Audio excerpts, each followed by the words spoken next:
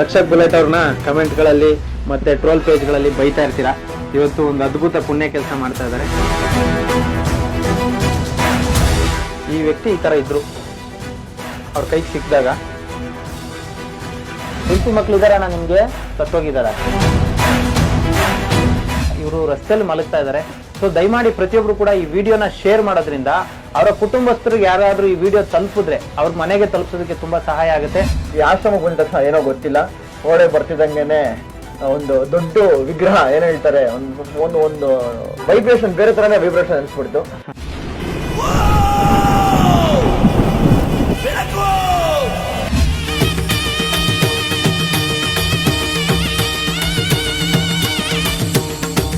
ಯಾವುದೇ ಕೆಲಸ ಆಗ್ಲಿ ಮಾತಾಡೋದು ಈಸಿ, ಮಾಡೋದು ತುಂಬಾ ಕಷ್ಟ. ಈ ವ್ಯಕ್ತಿ ಈ ತರ ಇದ್ರು, ಅವ್ರ ಕೈಗೆ ಸಿಕ್ಕಿದಾಗ ನೋಡ್ಬೋದು ನೀವು. ಸೊ ಇವಾಗ ಅವರು ಹಾಸ್ಪಿಟ್ಲ್ ಕರ್ಕೊಂಡೋಗಿ ಟ್ರೀಟ್ಮೆಂಟ್ ಮಾಡಿಸಿ ನೋಡಿ, ಪ್ರತಿಯೊಬ್ಬ ಮನುಷ್ಯನಿಗೆ ಆಯಸ್ ಕೊಡೋ ಶಕ್ತಿ ಅಂತೂ ದೇವ್ರು ನಮಗೆ ಕೊಟ್ಟಿಲ್ಲ. ಅಟ್ಲೀಸ್ಟ್ ಇರೋವರೆಗೂ ಒಂದು ತುತ್ತು ಅನ್ನ ಮಲ್ಗೋದಕ್ಕೆ ಜಾಗದ ವ್ಯವಸ್ಥೆನ ಪ್ರತಿಯೊಬ್ಬ ಮನುಷ್ಯನೂ ಮಾಡೋಷ್ಟು ಶಕ್ತಿ ದೇವ್ರು ಕೊಟ್ಟಿದ್ದಾನೆ. ಸೊ ನೀವಿವತ್ತು ಅಂತ ಒಂದು ಗ್ರೇಟ್ ಕೆಲಸವನ್ನ ಮಾಡಿದೀರಾ, ದೇವ್ರು ನಿಮ್ಗೆ ಒಳ್ಳೇದ್ ಮಾಡ್ಲಿ. ಸರ್ ಇವ್ರು ಎಲ್ಲಿ ಸಿಕ್ಕಿದ್ರು ನಿಮ್ಗೆ? ಅರಳಿಲ್ಲಿ ನಮ್ ಗ್ಯಾರೇಜ್ ಐತೆ, ಒಂದು ಗ್ಯಾರೇಜ್ ಪಕ್ಕ ಡೈಲಿ ಸಂಜೆ ಒಂದು 9-8 ಗಂಟೆ ಕಾಯ್ತಾ ಇರ್ತಾರೆ. ಕ್ಲೋಸ್ ಮಾಡಿದ್ಮೇಲೆ ಬಂದ್ ಮಲಿಕೋತಾರೆ, ಅಲ್ಲಿ ಬಂದ್ ಮಲಗ್ತಾರೆ. ಇವ್ರಿಗೆ ಯಾರಾದ್ರೂ ವಾರಸ್ದಾರ ಇದಾರ ಸರ್? ಇಲ್ಲ, ಅವರಲ್ಲಿ ಯಾರು ಇಲ್ಲ ಪಾಪ. ಇಲ್ಲಾಂದ್ರೆ 3 ತಿಂಗಳಿಂದ ನಾವು ನೋಡಿ ನೋಡಿ ಸಾಕಾಯ್ತು. ಲಾಸ್ಟ್ ಅಲ್ಲಿ ನಮ್ ನಯಾಜ್ ಇದಾರಲ್ಲ, ನಿಮ್ ಕಾಂಟ್ಯಾಕ್ಟ್ ಮಾಡಿ ಇದ್ ಮಾಡಿದ್ರು. ಸೊ ಅಣ್ಣ ಹೆಸರೇನ್ ನಿಮ್ದು? ಅಣ್ಣ ಶಮೀರ್, ಮುಸ್ಲಿಂ ನೀವು? ಶಮೀರ್ ಕರೆಕ್ಟಾ? Shameer Muslim. Okay okay okay. ಹೆಂಡತಿ ಮಕ್ಳು ಇದಾರ ಅಣ್ಣ ನಿಮ್ಗೆ? ಸತ್ತೋಗಿದಾರ? ಇದಾರ ತಿರೋಗಿದಾರ? ಹಾ. ಏನ್ ಕೆಲಸ ಮಾಡ್ತಿದ್ರಿ ನೀವು? ಸೊ ಅವ್ರಿಗೆ ಸ್ವಾಧೀನ ಇಲ್ಲ, ಅಂದ್ರೆ ಮಾತಾಡೋ ಚೈತನ್ಯ ಕೂಡ ಇಲ್ಲ ಅವರಲ್ಲಿ. ಸೊ ಸ್ನೇಹಿತರೆ, ಇವ್ರ ಹೆಸರು ಬಂದ್ಬಿಟ್ಟು ಶಾಮೀರ್ ಅಂತ ಇವ್ರ ಹೆಸರು, ಮುಸ್ಲಿಂ. ಆದ್ರೆ ಇವ್ರಿಗೆ ವಾರಸ್ದಾರ್ ಯಾರು ಇಲ್ಲ ಅಂತ ಹೇಳ್ತಾ ಇದಾರೆ. ಇವರು ರಸ್ತೆಯಲ್ಲಿ ಮಲಗ್ತಾ ಇದಾರೆ. ಸೊ ದಯಮಾಡಿ ಪ್ರತಿಯೊಬ್ರು ಕೂಡ ಈ ವಿಡಿಯೋನ ಶೇರ್ ಮಾಡೋದ್ರಿಂದ ಅವರ ಕುಟುಂಬಸ್ಥರಿಗೆ ಯಾರಾದ್ರೂ ಈ ವಿಡಿಯೋ ತಲುಪಿದ್ರೆ ಅವ್ರ ಮನೆಗೆ ತಲುಪಿಸೋದಕ್ಕೆ ತುಂಬಾ ಸಹಾಯ ಆಗುತ್ತೆ.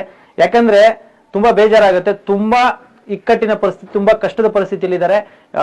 ಏನ್ ಹೇಳ್ಬೇಕಂತಾನೆ ಗೊತ್ತಾಗ್ತಿಲ್ಲ, ತುಂಬಾ ಅನಾರೋಗ್ಯದಿಂದ ಬಳಲ್ತಾ ಇದ್ದಾರೆ. ಸೊ ದಯಮಾಡಿ ಪ್ರತಿಯೊಬ್ರು ಕೂಡ ಈ ವಿಡಿಯೋನ ಶೇರ್ ಮಾಡಿ, ಆದಷ್ಟು ಅವ್ರ ಮನೆಗೆ ಈ ವಿಡಿಯೋ ತಲುಪಿದ್ರೆ ಕೊನೆಗಾಲದಲ್ಲಿ ಅವ್ರ ಮನೆಗೆ ಸೇರಿಸಿದ ಪುಣ್ಯ ನಿಮಗ್ ಸಿಗುತ್ತೆ. ಹಾಗೆ ಅಣ್ಣಂದ್ರು ಬಹಳ ಕಷ್ಟಪಟ್ಟು ಲೆಟರ್ ಮಾಡಿಸಿ ಸ್ಟೇಷನ್ ಇಂದ ಮತ್ತೆ ಹಾಸ್ಪಿಟಲ್ ಕರ್ಕೊಂಡೋಗಿ ಟ್ರೀಟ್ಮೆಂಟ್ ಮಾಡಿಸಿ ಕರ್ಕೊಂಡ್ ಬಂದಿದ್ದಾರೆ. ಅವ್ರಿಗೆ ನಾನು ಹೃದಯಪೂರ್ವಕವಾಗಿ ಧನ್ಯವಾದ ತಿಳಿಸ್ತೀನಿ ಸರ್. ಹಾಗೆ ರಕ್ಷಕ್ ಬುಲೆಟ್ ಅವ್ರು ಇದ್ದಾರೆ ನಮ್ ಜೊತೆ, ಅವ್ರೇನ್ ಹೇಳ್ತಾರೆ ಕೇಳೋಣ. ಏನ್ ಅನ್ಸುತ್ತೆ ನಮ್ಮ ಆಶ್ರಮದ ಬಗ್ಗೆ? ನನಗೆ ಬೆಳಗ್ಗೆಯಿಂದ ಅಂದ್ರೆ ಈ ವರ್ಷ ನನ್ನ ಹುಟ್ಟದಬ್ಬ ಆಚರಿಸ್ಕೊಂಡ್ಬಾರ್ದು ಅಂತ ಅನ್ಕೊಂಡಿದ್ದೆ. ಸ್ವಲ್ಪ ಮನ್ಸಿಗೆ ತುಂಬಾ ಬೇಜಾರಾಗಿ ಹೋಗಿತ್ತು ಒಂದು ವಾರದಿಂದ. ಬೆಳಗ್ಗೆಯಿಂದ ಆಶ್ರಮಗಳಿಗೆ ಒಂದು ಅಷ್ಟು ಊಟ ಮಾಡೋದಾಗ್ಲಿ, ಅದೊಂದು ನಮ್ ಕೇಳಾಗ ಒಂದು ಹಳ್ಳಿ ಸೇವೆ ಅಂತ ಅನ್ಕೊಂತೀನಿ. ಬೆಳಗ್ಗೆಯಿಂದ ಸ್ವಲ್ಪ ಬೇಜಾರಿತ್ತು ಮನ್ಸಲ್ಲಿ, ಎಲ್ಲೋ ಒಂದ್ ಕಡೆ ಕಾಡ್ತಾ ಇತ್ತು. ಒಂದಷ್ಟು ಜನನ ಕಳ್ಕೊಂಡ್ಬಿಟ್ಟಿದೀನಿ ಕೊರೋನಾ ಟೈಮಲ್ಲಿ.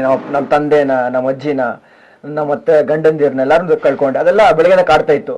ಈ ಆಶ್ರಮಕ್ಕೆ ಬಂದ ತಕ್ಷಣ ಏನೋ ಗೊತ್ತಿಲ್ಲ, ಓಡೆ ಬರ್ತಿದ್ದಂಗೆನೆ ಒಂದು ದೊಡ್ಡ ವಿಗ್ರಹ ಏನ್ ಹೇಳ್ತಾರೆ, ಒಂದು ವೈಬ್ರೇಷನ್ ಬೇರೆ ತರನೇ ವೈಬ್ರೇಷನ್ ಅನ್ಸ್ಬಿಡ್ತು. ಕೂತ್ಕೊಂಡು ಕಮೆಂಟ್ ಮಾಡ್ತಾರಲ್ಲ, ಅಷ್ಟು ಕಮೆಂಟ್ಸ್ ಗಳು ನಿಮ್ದು ನೋಡ್ತಾ ಇರ್ತೀನಿ. ಇವನ್ ಬಿಲ್ಡಪ್ ಗೋಸ್ಕರ ಮಾಡ್ತಾನೆ, ಮತ್ತೊಂದಗೋಸ್ಕರ ಮಾಡ್ತಾನೆ ಅಂತ. ಒಂದ್ಸಲ ಓಡೆ ಬಂದಾದ್ಮೇಲೆ ಗೊತ್ತಾಗತ್ತೆ ನಿಮ್ಗೆ. ಇದು ಇವಾಗ ಮನೆ ಒಡೆ ಹೋಗಿದ ತಕ್ಷಣ ನಮ್ಗೊಂದು ವೈಬ್ರೇಷನ್ ಅನ್ಸುತ್ತೆ, ಇದು ಮನೆ ಕರೆಕ್ಟಪ್ಪ, ಇದು ಮನೆ ಅಂತ. ದೇವಸ್ಥಾನ ಹೋಗಿದ ತಕ್ಷಣ ಇದೊಂದು ದೇವಸ್ಥಾನ ಅಂತ ಅನ್ಸುತ್ತೆ. ಅದೇ ಇದ್ರ ಒಡೆ ಬಂದ ತಕ್ಷಣ ಒಂದು ಆಶ್ರಮ ಹೆಂಗಿರ್ಬೇಕು ಅಷ್ಟು ನೀಟಾಗಿ, ಕ್ಲೀನ್ಲಿನೆಸ್ ಆಗಿ, ಮತ್ತೆ ಬಂದವ್ರೆಲ್ರೂ ಸಮೇತ ಹುಡುಗರು ಏನೇನಿದ್ದಾರೆ ನೀವೆಲ್ಲ ಪಾಪ ಅವ್ರು ಯಾರು ನಿಮ್ ಹತ್ರ ಏನೋ ದುಡ್ಡುಗೋಸ್ಕರ ಮತ್ತೊಂದಗೋಸ್ಕರ ಯಾರು ಮಾಡ್ತಾರೆ, ಒಂದು ಪ್ರೀತಿಗೋಸ್ಕರ ನಿಂತ್ಕೊಂಡು ಅಷ್ಟೆಲ್ಲ ಶ್ರಮ ಬಿದ್ದಿ ತುಂಬಾ ಚೆನ್ನಾಗಿ ನೋಡ್ಕೊಂತಿದ್ದೀರಾ. ದೇವ್ರು ನಿಮ್ಗಿನ್ನ ಆಯುಷ್ ಅವ್ರಿಗೆ ಚೆನ್ನಾಗಿ ಕೊಟ್ಟಿರ್ಲಿ, ಇನ್ನ ದೊಡ್ಡ ಮಟ್ಟಕ್ಕೆ ನೀವು ಬೆಳೀರಿ. ಮತ್ತೆ ಇವ್ರು ಇವತ್ತು ನಾನಿದ್ದಾಗ ಬಂದಿದ್ದು, ಇವ್ರನ್ನ ಚೆನ್ನಾಗಿ ನೋಡ್ಕೊಳ್ಳಿ. ಮುಂದಿನ ದಿವಸಗಳು ನಾನ್ ತಿರ್ಗಾ ಬಂದಾಗ ಇವ್ರನ್ನ ಇನ್ನ ಬೆಟರ್ಮೆಂಟ್ ಅಲ್ಲಿ ನೋಡಕ್ ಇಷ್ಟ ಪಡ್ತೀನಿ. ನಮ್ ಬಾಯಲ್ಲಿ ಬರಕ್ಕೆ ಸ್ವಲ್ಪ ಕಷ್ಟ ಅನ್ಸುತ್ತೆ, ಅನಾಥರು ಅಂತ ಹೇಳಕ್ ನಮ್ಗೆ ಕಷ್ಟ ಅನ್ಸುತ್ತೆ. ಯಾಕೆ ಅಂತ ಹೇಳಿದ್ರೆ ದಿನನಿತ್ಯ ನಾವು ನೋಡ್ತಾ ಇರ್ತೀವಿ, ಕೈಲಿರೋರು ಕಾಲಿಲ್ದಿರೋರು ಹೆಂಗೆಲ್ಲ ಕಷ್ಟ ಬೀಳ್ತಿದ್ದಾರೆ. ಅವ್ರ ಮನೆ ನಡೆಸ್ಬೇಕು, ಮತ್ತೊಂದು ಅವ್ರ ಮಕ್ಳು ಇರ್ತಾರೆ, ಮೊಮ್ಮಕ್ಳು ಇರ್ತಾರೆ, ಅದಕ್ಕೆಲ್ಲ ಕಷ್ಟ ಬೀಳ್ತಾ ಇರ್ತಾರೆ. ಅಂದ್ರೆ ಎಷ್ಟೋ ಜನಕ್ಕೆ ಒಂದು ಅನ್ಕೊಂಡಿದ್ದಾರೆ ಜನ, ಆಶ್ರಮ ಈಸಿ, ಹೌದು, ಆಶ್ರಮ ಮಾಡಿದ್ರೆ ದುಡ್ಡು ಮಾಡ್ಬಿಡ್ಬೋದು, ಅಥವಾ ಆಶ್ರಮ ಮಾಡಿದ್ರೆ ಹೆಸರಾಗ್ಬಿಡುತ್ತೆ, ಈ ತರ. ಇಲ್ಲಿ ಒಳಗಡೆ ಬಂದ ತಕ್ಷಣ ನೋಡಿದ್ನಲ್ಲ, 130 ಜನನ್ನ ಸಾಕೋದು ಸಾಮಾನ್ಯ ಅಲ್ಲ.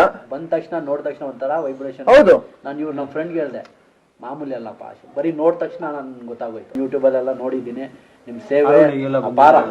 ಅದ್ರ ಬಗ್ಗೆ ಮಾತಾಡಕ್ ವರ್ಡ್ಸ್ ಇಲ್ಲ ನಮ್ಮ ಹತ್ರ. Thank you sir, thank you. ಅದಕ್ಕೋಸ್ಕರ ಆಶ್ರಮ ನಡೆಸೋದು ತುಂಬಾ ಈಸಿ ಅನ್ಕೋತಾರೆ ಸರ್, ಹೇಳ್ದಂಗೆ ಏನೋ ಒಂದು ದುಡ್ಡು ಮಾಡ್ಬಿಡೋದು ಅದು ಇದು ಅಂತ ಅನ್ಕೋತಾರೆ. ಖಂಡಿತವಾಗ್ಲೂ ಇಲ್ಲ. ಏನೋ ಒಂದು ಶ್ರಮ ಹಾಕಿ ನಿಮ್ಮ ಒಂದು ಸೇವೆ ಕೊಡ್ತಾ ಇದ್ದೀರಾ, ದೇವ್ರು ಒಳ್ಳೇದ್ ಮಾಡ್ತಾನೆ ಮುಂದಿನ ದಿನಗಳಲ್ಲಿ. ಯಾರಿಂದವ್ರಿಗೆ ತಾಯಿ ತಂದೆ ಅವರೇ ಇವತ್ತು ಅಲ್ಲಿ ನಿಂತ್ಕೊಂಡು ಆ ಜಾಗದಲ್ಲಿ ನಿಂತ್ಕೊಂಡು ಅಷ್ಟೆಲ್ಲ ಮಾಡ್ತಾರೆ ಅಂತ ಹೇಳಿದ್ರೆ ಇನ್ನ ದೊಡ್ಡ ಮಟ್ಟಕ್ಕೆ ಶಕ್ತಿ ಸಿಗ್ಲಿ. ಇವತ್ತು ನಾನು 5 ಜನ ಬಂದಿದ್ದೀನಿ, ನೆಕ್ಸ್ಟ್ ಬರ್ತಾ 50 ಜನ ಕರ್ಕೊಂಡ್ ಬರ್ತೀನಿ, ಆಶ್ರಮ ತೋರಿಸ್ತೀನಿ, ಅನ್ನ ಹಾಕಿಸ್ತೀನಿ, ಪೂಜೆ ಮಾಡ್ತೀನಿ. ಇವತ್ತು ಬಂದಾಗ ಪೂಜೆ ಮಾಡಕ್ ಒಂದು ಭಾಗ್ಯ ಸಿಗ್ಲಿಲ್ಲ, ಪೂಜೆ ನೋಡಕ್ ಭಾಗ್ಯ ಸಿಕ್ತು. ಆ ವೈಬ್ರೇಷನ್ ದೊಡ್ಡ ಮಟ್ಟಕ್ಕೆ ನನಗೆ ಇವತ್ತು ನೈಟು ನಿದ್ದೆ ಬರುತ್ತೋ ಇಲ್ಲೋ ಗೊತ್ತಿಲ್ಲ. ನನ್ನ ಫ್ರೆಂಡ್ಸ್ಗೆ, ನನ್ನ ಫ್ಯಾಮಿಲಿಗೆ ಎಲ್ರಿಗೂ ಹೇಳ್ತಾ ಹೋಗ್ತೀನಿ. ನಮ್ಮ ತಂದೆ ಇವ್ರಿಗೆ ಸಿಕ್ಕಾಪಟ್ಟೆ ಕ್ಲೋಸ್ ಇದ್ರು ಮುಂಚೆ. ಇವತ್ತು ನಂದು ಅವ್ರದ್ದು ಒಂದು ಫ್ರೆಂಡ್ಶಿಪ್ ಬಾಂಡಿಂಗ್ ಆಗಿದೆ, ಒಂದು ಫ್ಯಾಮಿಲಿ ಬಾಂಡಿಂಗ್ ಆಗಿದೆ. ಪ್ರತಿ ತಿಂಗಳು ಧರ್ಮಸ್ಥಳಕ್ಕೆ ಹೋಗ್ತೀನಿ ಅಂತ ಒಂದು 3 ತಿಂಗಳು ಮುಂಚೆ ಅರ್ಕೆ ಮಾಡ್ಕೊಂಡಿದ್ದೆ. ತಿಂಗಳು ಹೋಗ್ತಾ ಇದೀನಿ.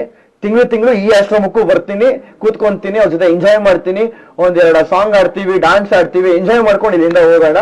ಖಂಡಿತ ಬರ್ತೀನಿ. ಒಳ್ಳೇದಾಗ್ಲಿ ಇವ್ರಿಗೆ, ಇನ್ನೂ ಶಕ್ತಿ ಕೊಡ್ಲಿ. Thank you.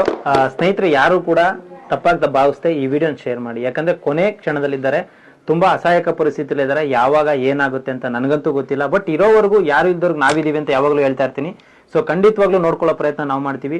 ಸೊ ಮೊದಲನೇದಾಗಿ ಇವ್ರಿಗೆ ಹೃದಯಪೂರ್ವಕವಾಗಿ ಧನ್ಯವಾದಗಳನ್ನ ತಿಳಿಸ್ತೀನಿ. ಭಗವಂತ ಶನೇಶ್ವರ ಸ್ವಾಮಿಯವ್ರು ಒಳ್ಳೇದ್ ಮಾಡ್ಲಿ, ಶಿವಕುಮಾರ್ ಸ್ವಾಮಿಯವ್ರ ಆಶೀರ್ವಾದ ಸಿಗ್ಲಿ, ಹಾಗೆ ಇಲ್ಲಿರ್ತಕ್ಕಂಥ ಎಲ್ಲ ದೇವ್ರ ಮಕ್ಕಳ ಆಶೀರ್ವಾದ ಸಿಗ್ಲಿ. ನಿಮ್ಗೆ ಒಳ್ಳೇದಾಗ್ಲಿ ಸರ್. ಹಾಗೆ ರಕ್ಷಕ್ ಬುಲೆಟ್ ಅವ್ರಿಗೂ ಅಷ್ಟೇ, ಭಗವಂತ ಒಳ್ಳೇದ್ ಮಾಡ್ಲಿ, ಇನ್ನೂ ಅತಿ ಹೆಚ್ಚು ದೊಡ್ಡ ಮಟ್ಟದಲ್ಲಿ ಬೆಳೆಯಂತ ಶಕ್ತಿ ಕೊಡ್ಲಿ.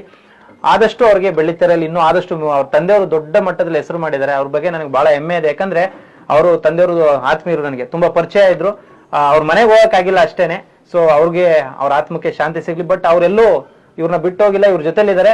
ಇವ್ರು ಮಾಡೋ ಕೆಲಸದಲ್ಲಿ ಅವ್ರು ಯಾವಾಗ್ಲೂ ಸದಾ ಇವ್ರ ಜೊತೆಲಿ ಇರ್ತಾರೆ. ಇನ್ನೊಂದು ಜನ್ಮ ಅಂತ ಇದ್ರೆ ಅವರ ಮಗನಾಗೋ ಮಗಳಾಗೋ ಅವ್ರ ಮನೇಲೆ ಹುಟ್ಲಿ, ಅಷ್ಟೇ ನಾನು ಕೇಳ್ಕೊಳ್ಳೋದು. Thank you so much. ಒಳ್ಳೇದಾಗ್ಲಿ. ನಮಸ್ಕಾರ. ಒಳ್ಳೇದಾಗ್ಲಿ, ಎಲ್ರಿಗೂ ಒಳ್ಳೇದಾಗ್ಲಿ.